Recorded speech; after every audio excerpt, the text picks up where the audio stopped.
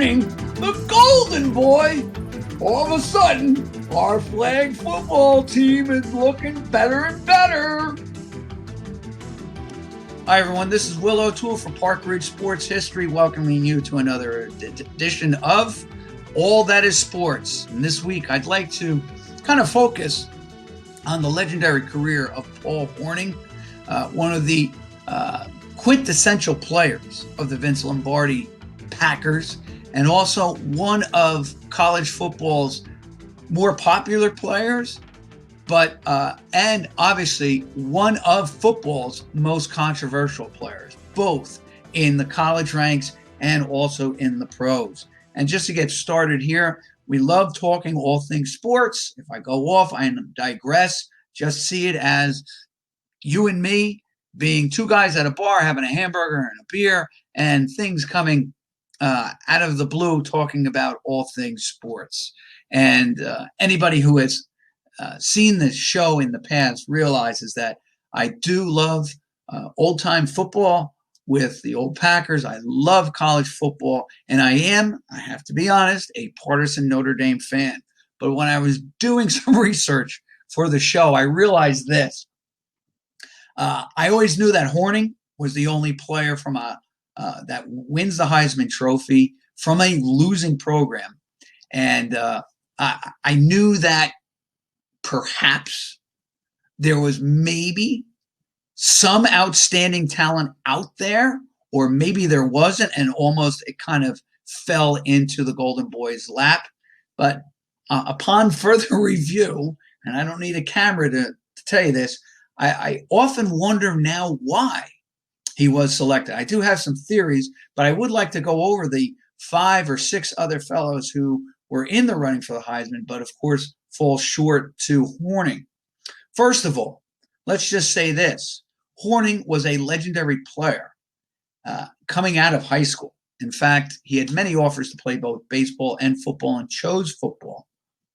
In fact, he turned down an offer to play at Kentucky for Bear Bryant. How interesting would that be? So instead of playing for Bryant, he heads north and plays at South Bend, or heads north and goes to South Bend and plays for the Fighting Irish of Notre Dame. Immediately, he's just one of these guys, and the only thing I can say is he had a personality that was greater than everybody else's. And not in an egotistical sense, he just had a charisma about him. Even as in his later years, and not knowing Paul Hornung's success on the field, I was too young for his real heyday obviously at Notre Dame and then with the Packers. I was a little too young then and just getting into football a few years after he retired. Nevertheless, anytime I did see him on TV, I was really taken by how he really took over a room in interviews, talking about maybe the Packers or his years at Notre Dame, how really everyone seemed to gravitate to him, how they were really charmed, and not a snake charmer at all, but just this fun-loving guy, and he just had great charisma. And I think that's one of the reasons why he probably was selected as the Heisman Trophy. And everyone realizes this, and this is just pure irony at its finest.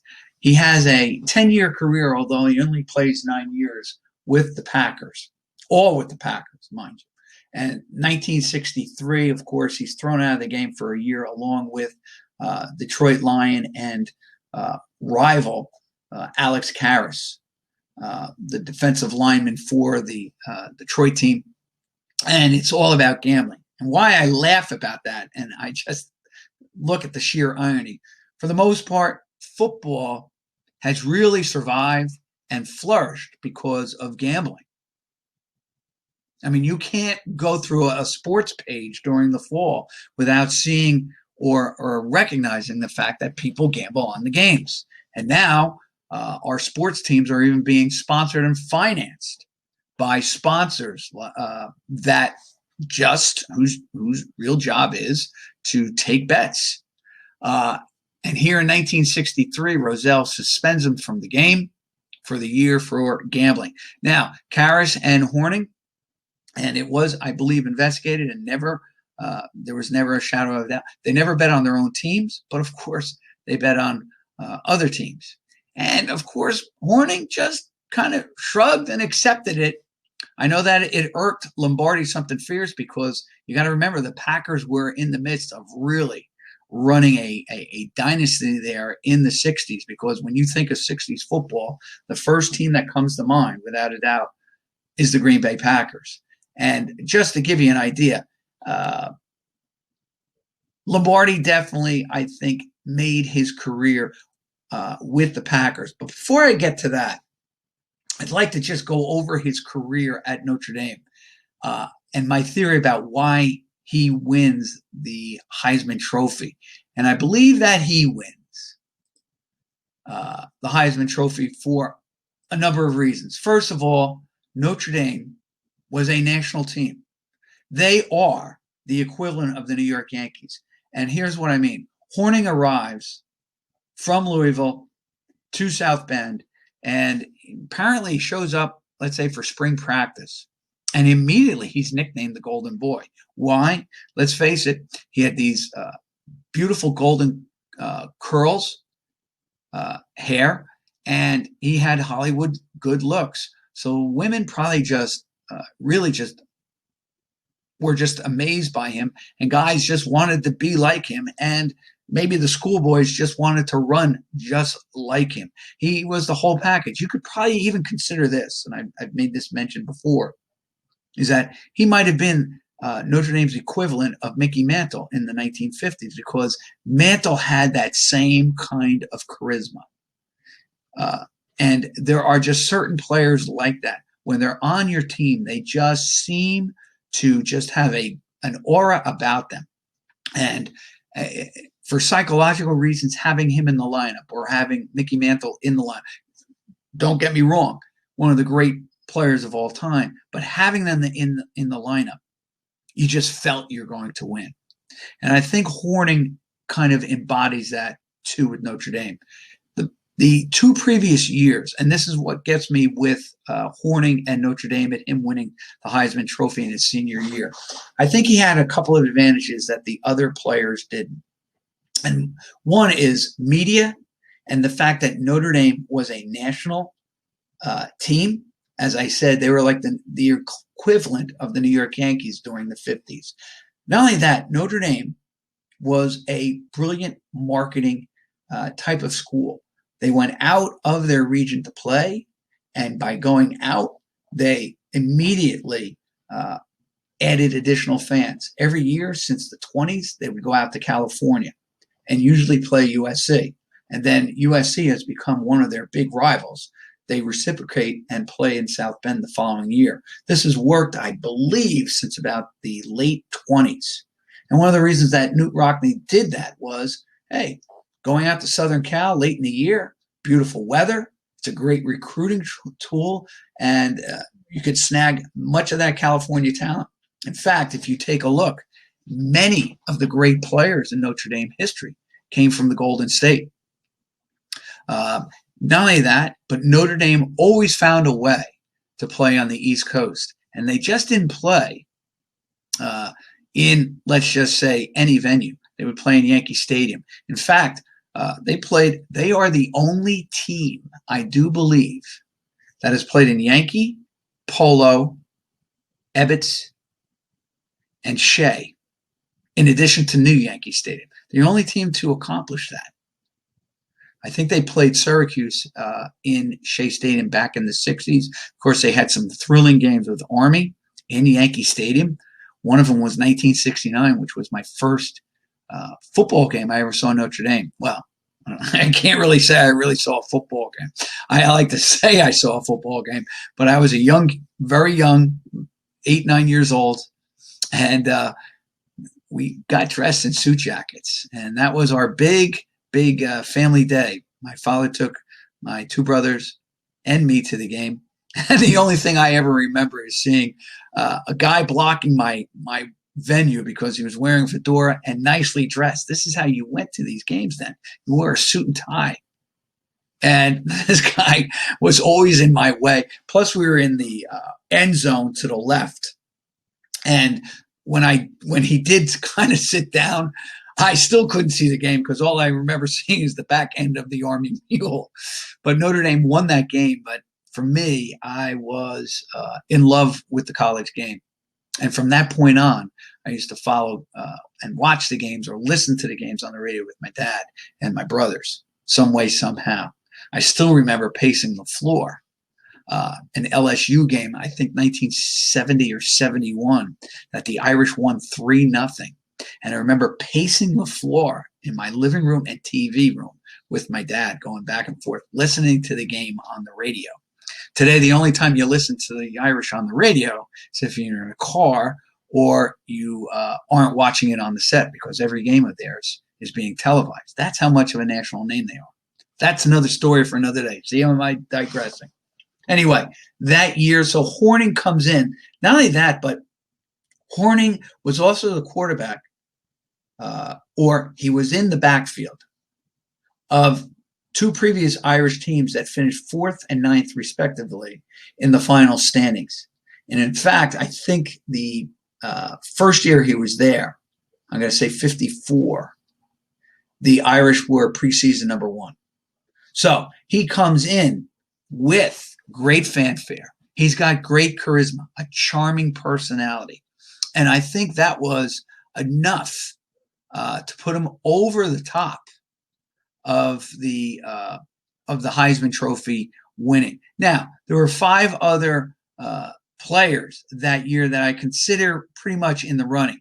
I'll tell you this, and I have a little bit more time.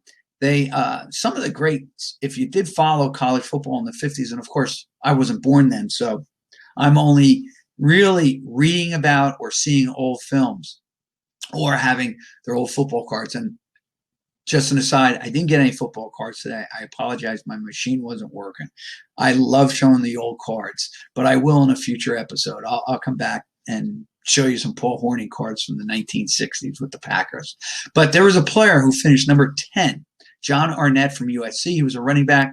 He ran for 600 yards. Doesn't seem like a lot, but you have to remember this. They only played tops 12 games or even 10 games in the college back in the 50s. So you're saying, well, if they played 10 games that year, he ran for 62 yards a game.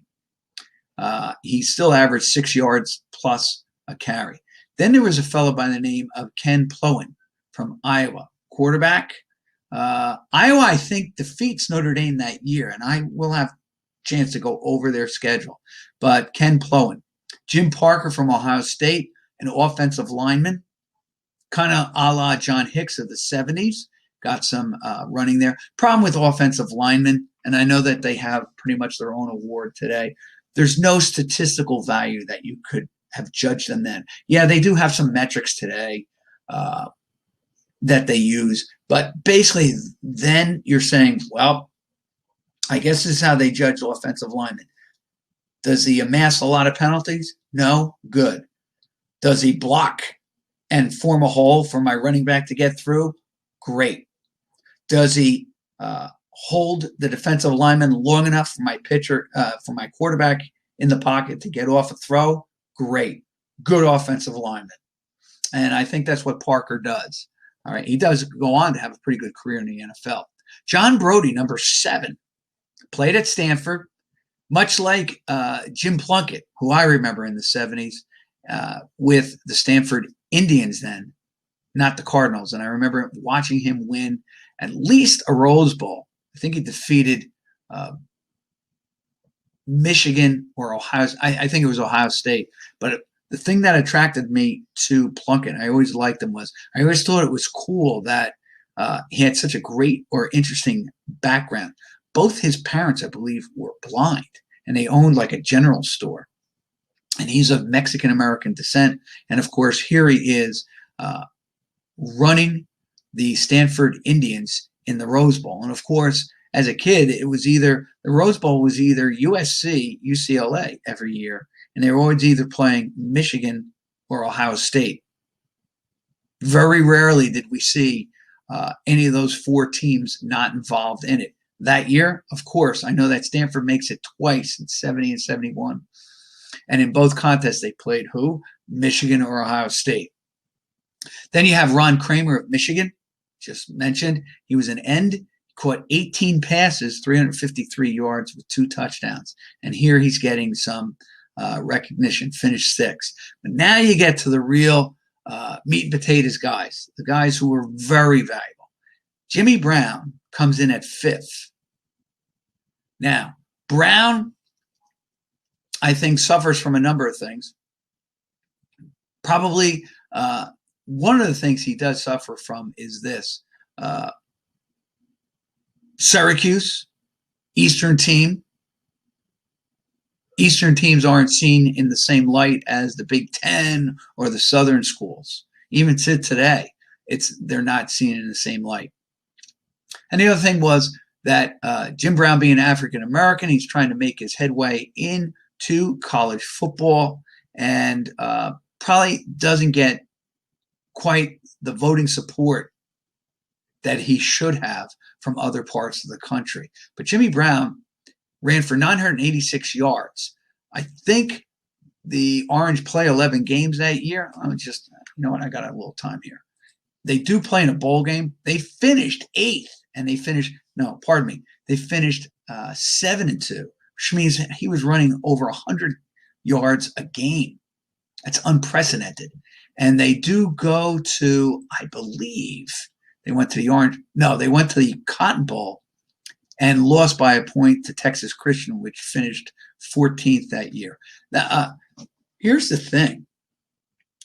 Jimmy Brown, you can make a really strong case. I just said they only played 9 games. He ran for more than 100 yards a game, average.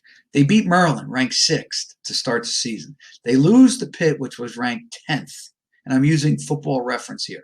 They lose 14-7, okay? They don't have the individual statistics. They beat West Virginia, which was ranked 20th. So right out of the gate, Syracuse is facing the 6th, 10th, and 20th ranked team. And Army, which had some really good teams in the 50s. All right, in 58, of course, they have Pete Dawkins win the Heisman Trophy, and I think that team went 9-0-1. But they beat the Cadets, or the Black Knights of Hudson, still one of the greatest nicknames in college football. They beat them 7-0. Then they play BU, 21-7 winners. They defeat Penn State, 13-9. Penn State was ranked number 12. And this is before Paterno gets there. They defeat Holy Cross, which was kind of a power for Eastern football. So they're not a bad team. They beat Colgate. And then, of course, they lose to Texas Christian 28-27 to finish 7-2. But they do manage to finish in the top 10. So they're 8th under Ben Schwartzwalder.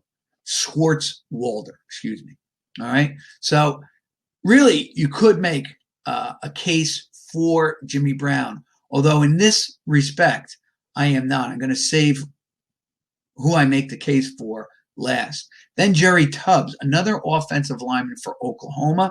Now, this is why Oklahoma, he probably finished so high because Oklahoma's 10-0. They average 46 points a game.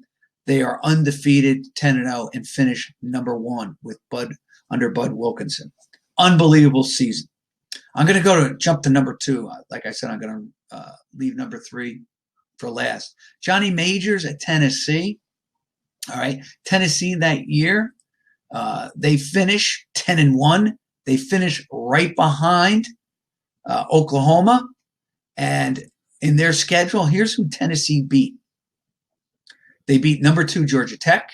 They beat number 19 Ole Miss back-to-back weeks. Pretty difficult to do. All right. They beat Auburn to start the season, beat Alabama, shut them out. But those weren't good Alabama teams in the 50s. Beat a good Maryland team, beat North Carolina. Like I said, they beat 2 ranked teams, Georgia Tech and Ole Miss. And they also defeat in the Sugar Bowl number 11. They lose to Baylor. And probably you could argue that it cost them maybe more of a say in the national championship, finishing number one, because that leaves them with their only loss of the year. And of course, they play a ball game, and Oklahoma doesn't. And Oklahoma finishes 10-0. So that loss to Baylor probably cost them at least a co-national championship. And of course, like I said, Paul Hornung, he was a quarterback. Now, here's the thing with Hornung, and I think this is maybe why he was so enamored by the writers, and that was Paul Hornung was a can-do-it-all type of player. He just wasn't a quarterback. He would play in the backfield. He played defensive back. He was a very good receiver, so he could probably play split end, flanker, wingback, or wide receiver. He was a do-it-all kind of guy. In fact, back in the 80s, if you recall, there was a kid for Holy Cross that got quite a bit of publicity and quite a bit of press, and even a late season push by Sports Illustrated magazine, Gordy Lockbaum, who was playing both sides of the ball for the Holy Cross Crusaders. He was in the backfield for the Crusaders and also played defensive back. And actually, I think it was this push by the media that actually even got Gordy Lockbaum a look in the NFL. Of course, he doesn't win the Heisman, but he does finish pretty high. And I know that he finished in the top 10. He may have even finished in the top 5. But he was kind of like a poor man's Paul Hornung, because Hornung was he was a really good athlete, could have played baseball, was offered a baseball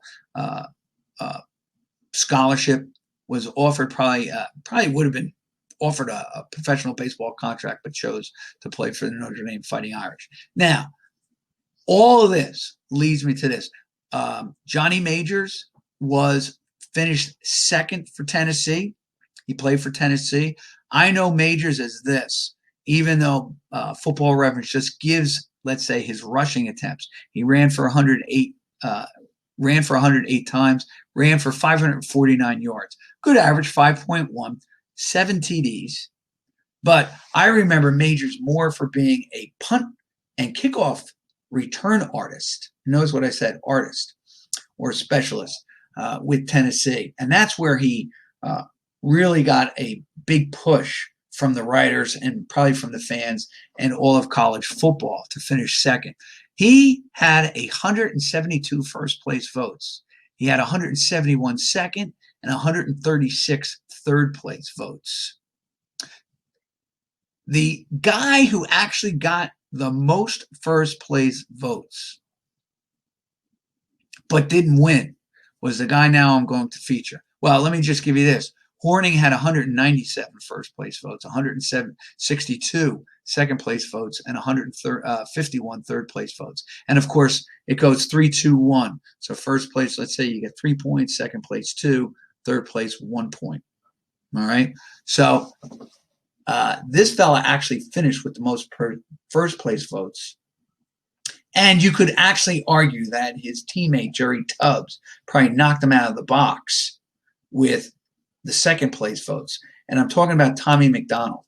So 2 Oklahoma teammates finished 3 and 4, which is probably what wrecked Tommy McDonald's chances of winning the Heisman Trophy. Now, why do I think McDonald probably deserved it? Well, he averaged 7.2 yards a carry, a yard more than Jimmy Brown.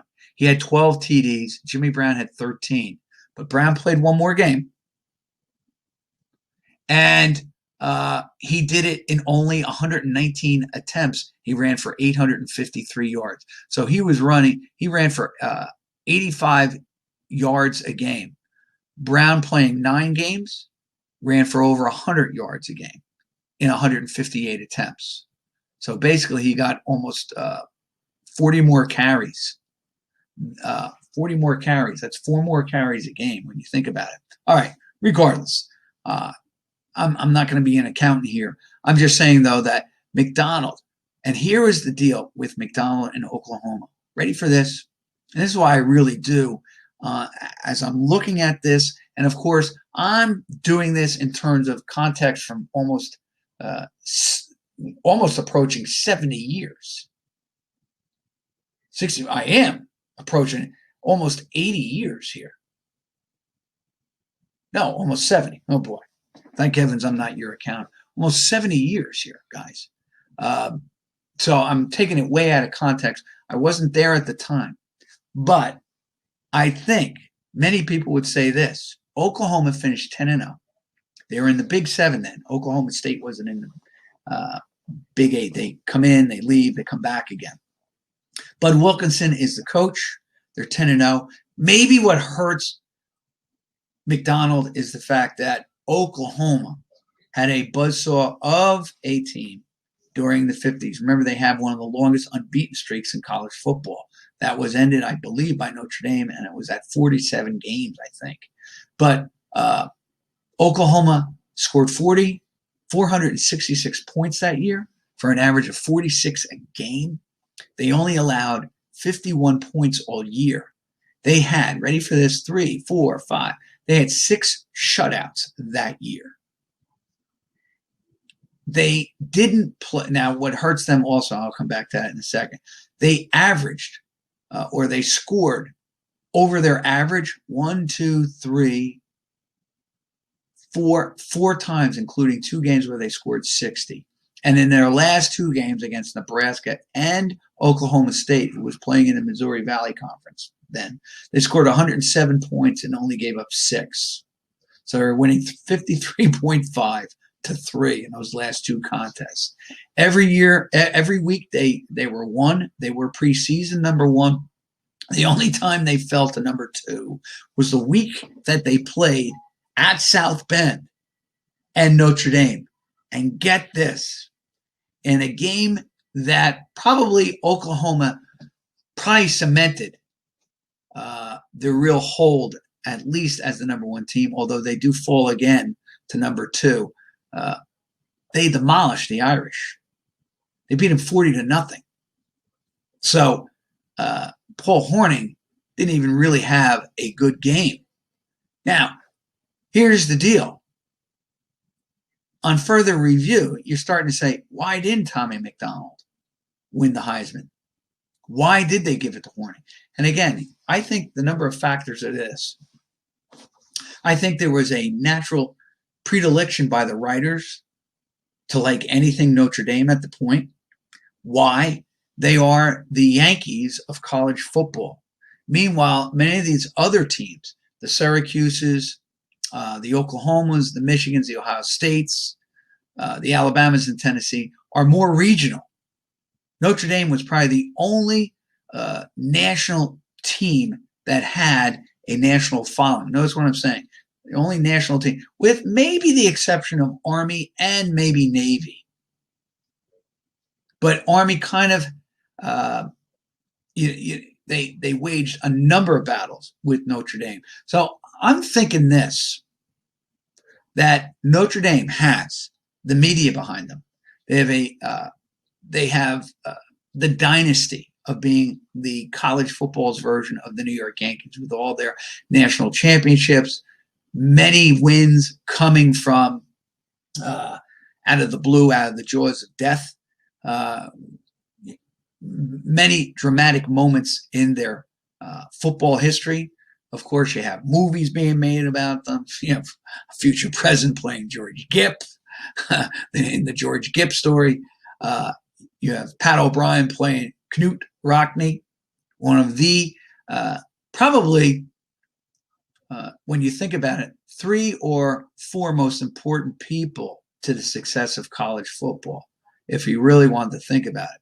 Because Knute Rockne was savvy in this respect. He gets Notre Dame, which never, the Big Ten never wanted Notre Dame to be part of them. They totally polar institutions. One are land, for the most part, the Big Ten is land grant, with the exception of, let's say, Purdue and Northwestern. They're mostly land grant universities. They're huge. They are secular. They're state institutions. Notre Dame is Roman Catholic, a small school basically in the northwest corner, even though it's called South Bend. It's in the northwest corner. It is dominated more by Chicago than it is by Indiana. politics and region and industry, etc. But Knut knew that in order to be successful, he had to put this team on a grand scale. And of course, if you've seen all of the ESPN shows of 150 years, I don't have to go into it, but he was just a great marketing genius, great promoter. And what he did, which I think was genius, was say, let's take this product on the road. And he would go out and play USC, started a big rivalry with USC to the point where, with the exception of this year, that rivalry has been played for the last almost 100 years. And they alternate. Go out to LA over to Thanksgiving Day weekend.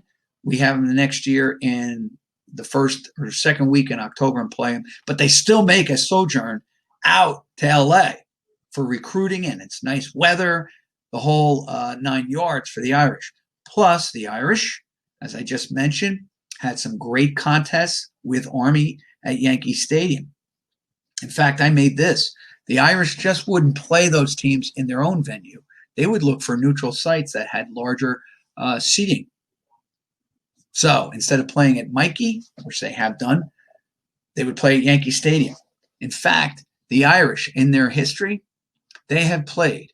I think they are the only school to play. Ready for this? They're the only school to play at new Yankee Stadium, old Yankee Stadium, at the Polo Grounds, at Ebbets Field, and at Shea Stadium, plus the Meadowlands. Not just one, but two. And I'm calling it the Meadowlands. I know they're sponsored and all the rest of it. They're the only team, and they've played a number of teams. I think they played Syracuse in Shea Stadium. They've played Army, of course, in New Giant Stadium. They play them in New Yankee Stadium. They played. I think they also play. They may have played Navy in Ebbets Field, or they played another team, but it was a neutral site. And you can see my point. Now I'm digressing as I get through here, just to try to make this case. But Notre Dame would play anywhere, any team, anytime. And they would bring their Subway fans with them or make new fans. And this is what Knute Rockne accomplished. Now, where does this fit in with Paul Hornuning?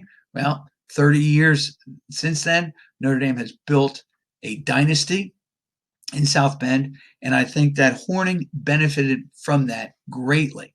And I think that a combination of Subway fans, a combination of saying this kid is a dynamic personality, a great player, maybe not great numbers, but he's just an all-American candidate, a do-it-all. And it's funny, I just said that, do-it-all. As I was doing this research, you realize that Hornuning, along with Kyler Murray and Eric Crouch, are the only Heisman Trophy winners never to be consensus All-American players. So, again, this kind of builds why Tommy McDonald probably was more deserving of Oklahoma. But, again, as I state, he just had the media behind him. He had the propaganda machine. Probably had the public relations in Notre Dame. He had the Subway fans. He's got the writers doing all kinds of things. Plus, he's Paul Hornuning, an electrifying, charismatic player. And probably what the writers are saying, well, if he was playing on a better team, he'd probably be pretty good. Because the Irish prior to this, the 2 years prior, where they finished 4th and 9th, as I stated. So maybe big things were going to happen, and he becomes almost like the preseason Heisman Trophy winner. And none of the writers want to take him off that perch. The funny thing is, even though Oklahoma doesn't play any big-time schools, and again, they probably made the smart decision, although I'm not sure why they didn't go to a bowl game that year, by not playing and Tennessee losing, they probably solidify their national championship hopes. Notre Dame, though, that year, I will tell you this, it was under Terry Brennan. Now, Brennan has 2 successful years. He goes 9-1 and 8-2. Then the team tanks. They lose 8 of 10. They come back to being a little bit 7-3, still not Notre Dame standards. Imagine that. Their most colleges that would give anything to go 7-3 every year. And then his final year in 58, Notre Dame finishes at 6-4. So in 50 games, he's 32-18, 640 winning percentage for Terry Brennan. But that's the only stain really on his career, because they finish in the top 5. They finished number 4 in 1954 with that 9-1 mark, as I said. They finished 9th in the top 10, going 8-2. They don't make it, even though they are preseason 3 in the year that Hornuning wins and they lose 8 of 10. They were a preseason 3. And then they start out 57 as a preseason 18 and finish 10th. And then even though they reached a high of 5 in 1957, and then in 58, they start out preseason number 3. They get up as high as 3, but they finish 17th, still in the top 20.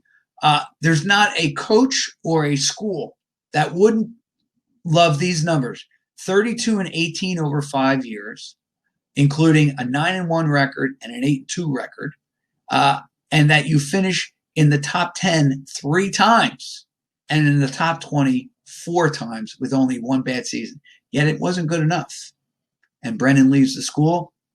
He does get the Heisman Trophy winner in Paul Hornuning. Now, that being said, Hornuning goes on to the NFL, and his first coach in the NFL is not Vince Lombardi, but it's a guy named Leslie Blackburn. And here's the funny thing. They play 2 more games, 12 games. They win 1 more game. So Hornuning went from 2-8 to 3-9. And that year, the Packers then get rid of Leslie Blackburn and hire Ray McLean. And of course, the Packers improve, right? No, they go 1-10-1. So for the last 3 years, Hornuning has won or been on teams that have won a collective 6 games, have lost 27 and tied 1. But then things change for him with Vince Lombardi. The Packers go from 1-10-1 to 7-5 and lose in the championship game to the Philadelphia Eagles in 1960. That was Chuck Bednarik's Philadelphia Eagles team. I'm pretty sure I said that correctly. But that team and that year, I do remember reading an article or a story on Green Bay in Lombardi's first year. And Lombardi has always blamed himself for the loss to the Philadelphia Eagles. They lost 17-13. I believe he chose not to go for it on 4th down or something like that. And he always blamed himself for that loss and said it would never happen again. And guess what? It never did, because with, let me just see if I can get this real quick. The following season, the Packers, 61. I'm using Football Reference for this. They go 11-3, and they beat the Giants 37-0. Then the following year, 1962, they go 11-3 again, and they defeat. Well, that's 62. That's 61. In 62, they go 13-1. Pardon me, in 62. And they beat the New York Giants 16-7. Then the following year, in 1963, they go 11-2-1. And I believe, you know what? I think they lose game logs, schedule and results. Let me just do this. This is a great, they don't make the playoffs that year. Okay. The Bears win it in 63, basically. And I knew that. I'm just not thinking right now. Then in 64, they go 8-5-1, don't make the playoffs. And then they come back, raging back the next season, 65. And that was the year they lose to the Browns. No, they defeat the Browns 23-12. And then, of course, 1966, the Super Bowl, and 67, the Super Bowl. Now, why I bring all this up? Because Paul Hornung's best season was 1960, the year that they do lose. In 1960, he was incredible on that team. He was just incredible. Let me just see if I can get the starter in the roster. All right, I got to get Paul Hornuning. Hornuning is moved into the backfield. Well, he had been in the backfield. I always thought this. He does play all over the place, and I think finally what really sets him apart with Lombardi is that he teams him up with Jimmy Taylor in the backfield. Taylor is really the go-to guy. In fact, Taylor leads the league in rushing a number of times. He even cracked the 1,000-yard mark a number of seasons, I think 2 or 3 for the Packers.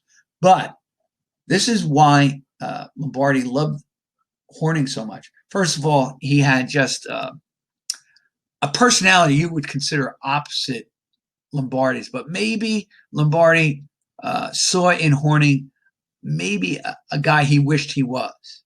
And maybe that's why he loved Hornung's great sense of humor, because as I stated, you watch Hornuning later on, he's a pretty funny guy, and you can tell when he was being interviewed, all eyes were on him. He just had the focus of everybody in that room. He had that kind of charisma, and it carried over not just from the college, but to the pro level.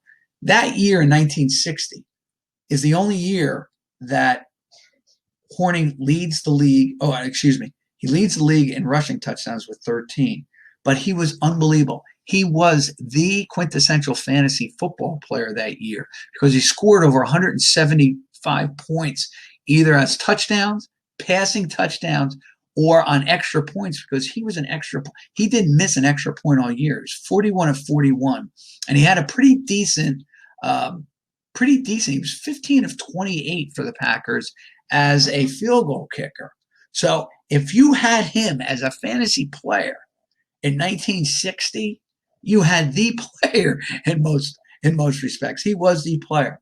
However, his career is probably not as good as everyone thinks. But one thing that Paul Hornuning he was that type of player that was a winner, that brought winning attitudes to teams. And it really surfaces with those great Packer teams of the 1960s. I want to thank you again for joining me. This is Will O'Toole for Park Ridge Sports. I'd like to shout out to Howie Fredericks again, and I appreciate you allowing me to come into your room each week. Thanks again. Bye now.